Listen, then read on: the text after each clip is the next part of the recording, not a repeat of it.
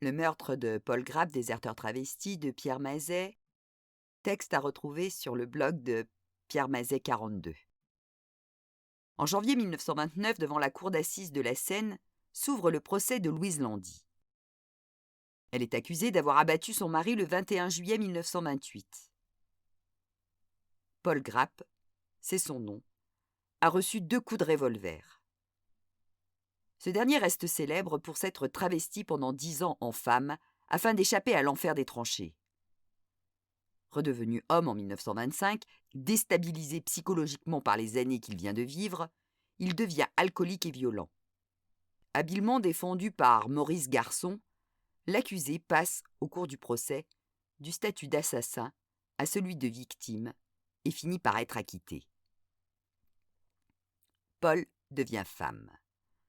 Paul Grapp effectue son service militaire en 1912.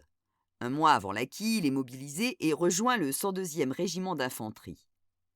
Blessé 2 fois en 1914, son officier soupçonne à la seconde reprise une fine blessure, une automutilation de la main droite.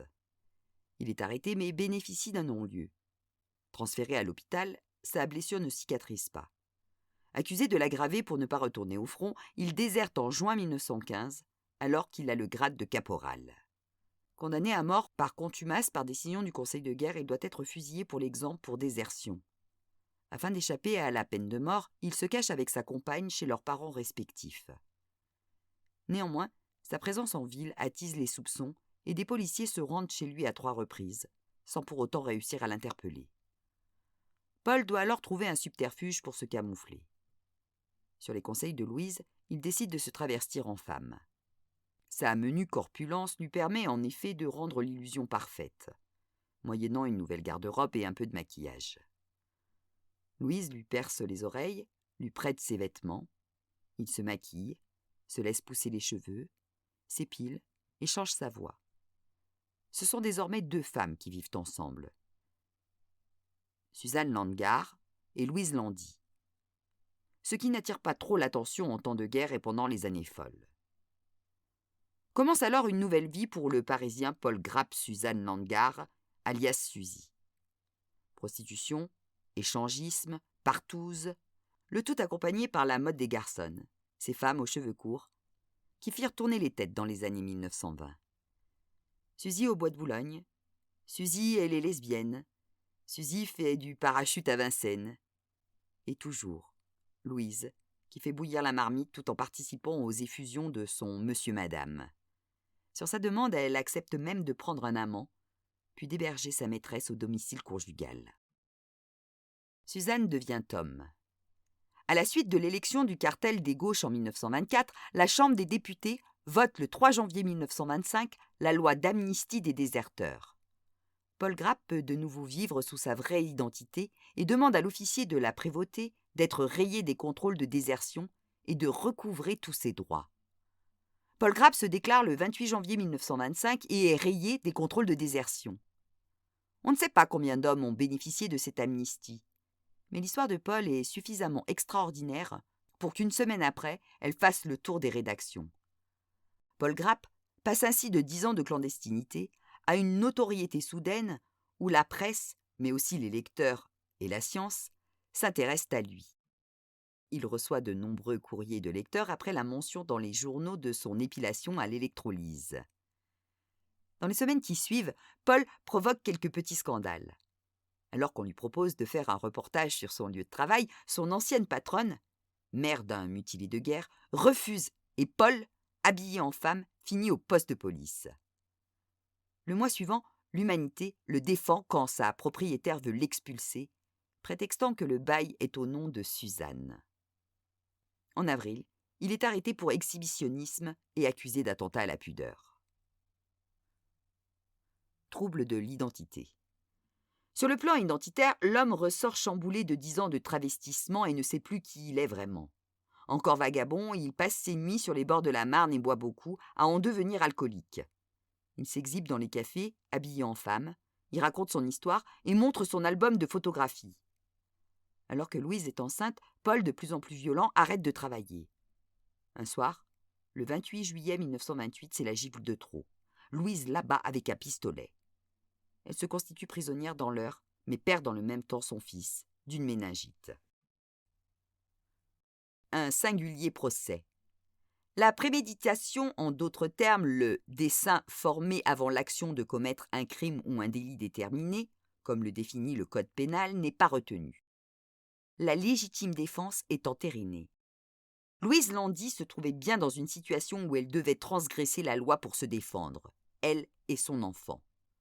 Cependant, certains éléments restent inexpliqués. Louise Landy affirme que son geste est la suite d'une terrible dispute durant laquelle son mari devient violent envers elle, lui assénant même plusieurs coups. Néanmoins, le voisinage dit n'avoir entendu aucun bruit. Autre fait troublant, elle affirme avoir utilisé une arme déjà chargée. Les policiers en charge de l'affaire trouvent une balle de revolver au sol, laissant supposer qu'elle aurait pu charger elle-même le revolver. Paul Grapp est retrouvé à l'agonie dans son lit, ce qui peut laisser penser qu'elle est tirée quand il dormait. Enfin, l'existence de Paco, ancien amant de Louise Landy, suscite quelques suspicions. Malgré le doute, elle n'est pas inculpée pour assassinat, ce qui impliquerait une préméditation à son geste, mais pour meurtre. Cette distinction est importante au regard des peines encourues. Le meurtre est passible de prison, l'assassinat de la peine de mort.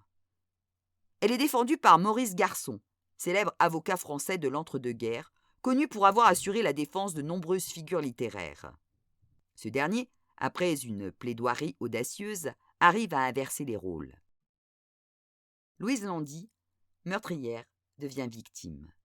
Les révélations des frasques de Paul dressent un portrait peu flatteur d'un homme déjà condamné par la société pour sa désertion, ses mœurs et son alcoolisme chronique.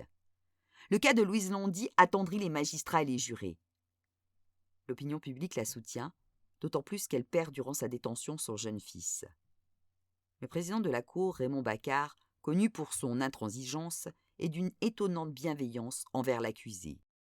On lit même dans les colonnes du journal Paris Soir « Rarement débats se sont ouverts dans une atmosphère aussi favorable à l'accusé ».